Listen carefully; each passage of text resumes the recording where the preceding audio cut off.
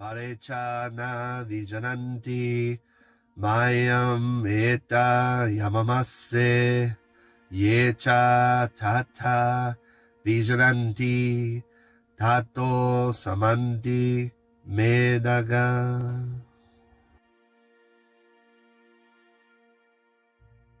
Hello dear YouTube Sangha. Hope you're doing well. What I just chanted was part of the Dhammapada. It's a verse where it says, "There are those who do not realize that one day we all must die, but those who realize this settle their quarrels." This is included in the pairs chapter of the Dhammapada. And today I would really like to just hone in on that specific teaching because I think that it's very relevant these days. And I think that's relevant every day, but I think that with the season coming, the holiday season, and people are talking about what they cherish, gift giving, spending time with their family, and this holiday season is always jam-packed with all kinds of activity, lots of gifts. You're buying all this stuff, you're accumulating all this stuff, decorating, trying to make it this special, event and something to have sentimental thoughts about and to share with others.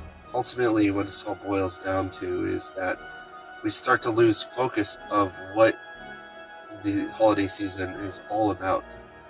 We're supposed to be spending our time with our families and, appreciating what we have in each other. And we also think on how all of this is impermanent.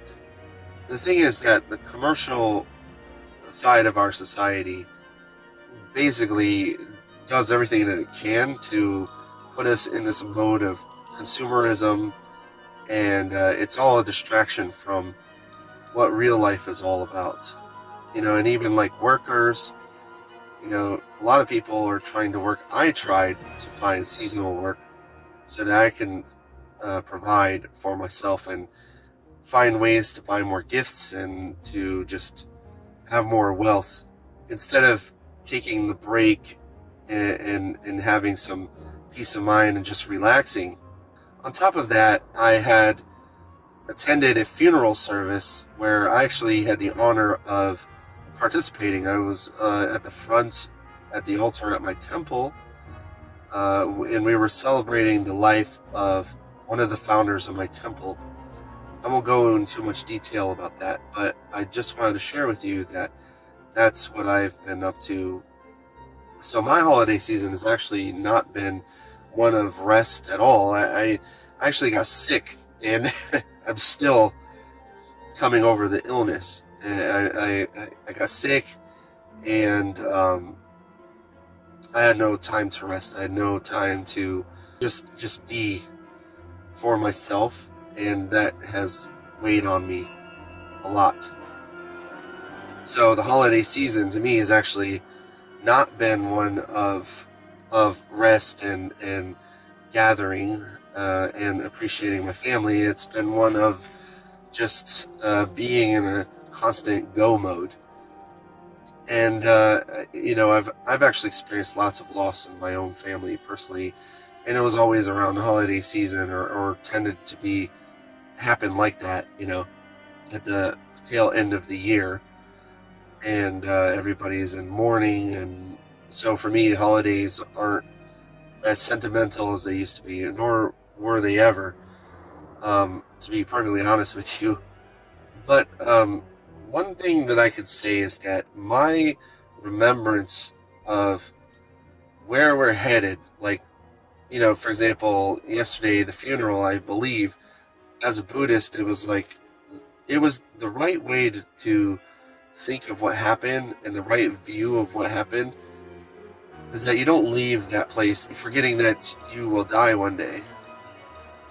In Buddhism, the right view from that situation is to think on the Five Remembrances. Now, the Venerable Thich Nhat Hanh said that this is a daily practice, that we should take note of the Five Remembrances every day. so that each day we have an appreciation for our lives. So what are the 5 remembrances? Well, the first is that I am of the nature of growing old. I can't escape growing old. The second is I am of the nature to grow ill or sick. I cannot escape this either. And if I do somehow, it's because I met an untimely end through injury or some other means. The third remembrance is that I am of the nature of dying. Now in the corporeal form, my body will die. And I will not be with you the way that I am now. The fourth remembrance, and I think this is probably the most important one, is that everyone that we hold dear is of the nature of parting from us. We all will part ways in one way or another. And I want to extend that by saying that it doesn't necessarily mean that someone has to die to leave you. They could also just part ways in other forms, like just you'll never see them again through your life, or even their personality may change, and therefore they're no longer the same person that you knew prior to that. And the fifth remembrance is that our karma is dictated by our thoughts, our actions, and our deeds. And this is the ground upon which we walk. It is the way that we are remembered in one way or another by others. Now, what this means is that, like in the verse that I had started this video with, it is best to settle our quarrels. And by quarrels, we don't just mean like being in arguments with people, or just not getting along with people.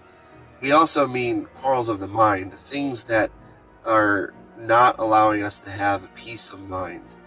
If we are living a life that we don't have a peace of mind, then we must think on the 5 remembrances, think on the fact that we will die one day, and that to have a better, more wholesome life, we should settle the things that are disturbing us. The Venerable Thich Nhat Hanh also talked about the fact that, like, when we are moving towards a more enlightened path, that we think beyond being and non-being, bhava and abhava, in Pali, where we want to live a life where we see the importance of death in the juxtaposition of life. What that means today and how that is relevant to our holiday season now is that basically we're distracting ourselves with all this stuff, with the material things, with like the even the gathering and like all of the minutiae of socializing with people and our families. All that stuff is beside the point. We don't see someone for who they really are, and we don't just stop time, or like not time, but we don't become mindful of what people are doing and how they affect us and how much we appreciate them until we are able to reflect on the impermanence of it all. So in a lot of ways, death is actually a great teacher. One of the best things that ever could have happened for me from all of my trauma and experiences and the loss that I've experienced in my life is that I can appreciate someone for that moment, like just take them in fully with all my being, all my consciousness, all my mindfulness, and appreciate them for who they are. No longer are like gifts and all of that really so important. Now, I've been in situations where I actually caused a quarrel with myself and someone that I gave a gift to because they didn't seem to appreciate it. I don't think that they fully understood what I was extending to them, like my intentions and how heartfelt it was when I gave them this gift. They just wound up giving it away to someone else. Now, this person is a minor, a young person. In a sense, they had already received my gift. They had already taken it in and appreciated what I had given them. But the material thing wasn't so necessary. They didn't need that to understand the message And I had learned a valuable lesson then, because I got so bent out of shape about it that they didn't really appreciate, so I thought they didn't really appreciate what I had given them. So my being bent out of shape about it, essentially I caused my own suffering there, because later on it just became a realization to me that there was no need for them to have that object to appreciate that they had been given this gift. And that was, when I had this realization, I actually started changing everything. I started changing the way I talked to this person, the way that I handled my differences with them. Ever since then, things have been different for the better. And so, I'm trying to say that, like, the Five Remembrances and reflections on the impermanence of life, those are actually positive things. Someone who is in that sort of toxic positivity mindset might think that talking about these things that are ostensibly negative have no use for us, but actually they're very useful. And to be perfectly honest with you, I am perfectly comfortable in places like here, which is a cemetery. Now, I'm not saying in our Buddhist practice that we should grow a morbid obsession with these things. But what I'm saying is that reflecting on the reality of the fact that our corporeal body will pass away, and understanding the path towards enlightenment starts with understanding the non-duality of being a non-being, and understanding the importance of our actions and the importance of mindfulness and right concentration. Those things lead to a peace of mind. And having a wrong view about these things leads actually into inner turmoil, inner quarrels of the mind. And so it's interesting to note that practitioners, when we get to this point and this level of our practice, it causes a lot of unneeded turmoil. And also, because of our corporeal form, because of how we come to be in this life, we see a difference in how we approach samvega, which means the spiritual urgency. Now, there's samvega, the spiritual urgency that we have when we start to have these realizations, and when we start to see the true import and necessity of these tenets. Sometimes it manifests in different ways, and I think that some people start to have like a false sense of urgency, where they want to eschew the things that are important in this life, and that happen beyond our own preferences. Like, we would prefer life to be a certain way, and so when it's not a certain way, we start to get anxious and even lash out.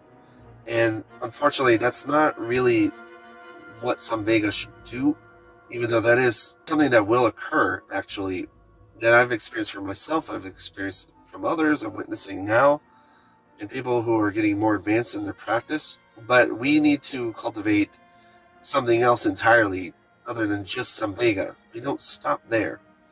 Spiritual urgency is samvega, right? We don't just stop at spiritual urgency. There is actually something called pasada in Pali, and I translate this to the clarity of serene confidence. Pasada is more than just confidence. It is a clarity, and it's like dispelling the things that upset the mind and the inner turmoil. All the things that are causing samvega and the results of samvega, they're cleansed through pasada. And how do we reach that? Well, it's through more wholesome practice. We need to go back to the basics and start to cultivate the wholesome, prune the mind of the things that are unwholesome, but also take note of the fact that there's an inner world and an outer world, that there's an inner mind and an outer mind that needs to be reconciled and understood.